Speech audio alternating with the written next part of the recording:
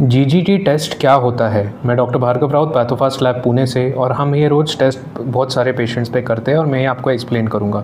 दोस्तों, जीजीटी ये एक लीवर का टेस्ट रहता है। इसका फुल फॉर्म गामा ग्लूटामिल ट्रांसफरेज ये ऐसे रहता है।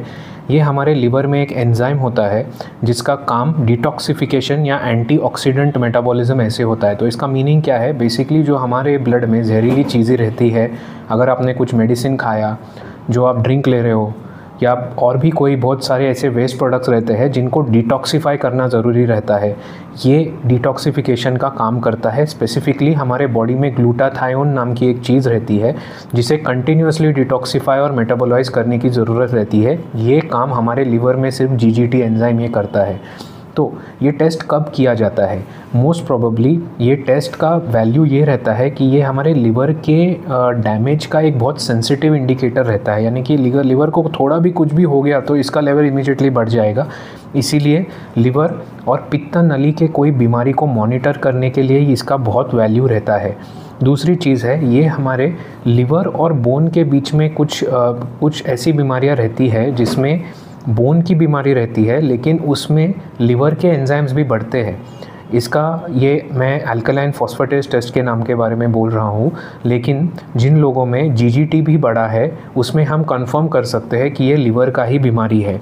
तीसरा, जो लोग बहुत ज़्यादा ड्रिंक लेते हैं उनमें हम ये मॉनिटर कर सकते हैं कि ये ड्रिंक कितना कर रहे हैं, ये कम हो रहा है या नहीं, ये ड्रिंक का इनके लिवर पे कितना इम्पैक्ट हो रहा है। क्योंकि जीजीटी जैसे आप ड्रिंक करना बंद कर देंगे, ऑलमोस्ट विदिन 1 मंथ ये कम होने लगता है। तो हमें समझ में आता है कि जो व्यक्ति ड्रिंक को स्टॉप किया है वो कितना अच्छी तरह से पाल पा रहा है, उसका कितना ठीक से हो रहा है।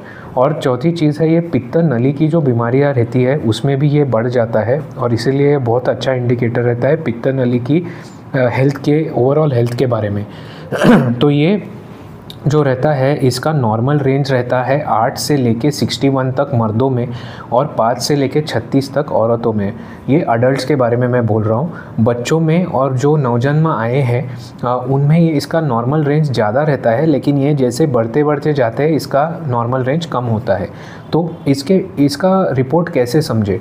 तो दोस्तों, अगर जीजीटी नॉर्मल रहेगा तो ये बहुत अच्छा साइन है, क्योंकि यानी कि आपके लिवर को और आपके पित्त नली को कोई प्रॉब्लम नहीं है फ़िलहाल अभी करंटली, और ये एक बहुत अच्छा साइन रहता है। अगर जीजीटी बढ़ा हुआ है तो इसके कारण मैंने ऑलरेडी आपको बताया, बहुत सारे हो सकते हैं, लेकिन इसको ट्रैक करना चाहिए।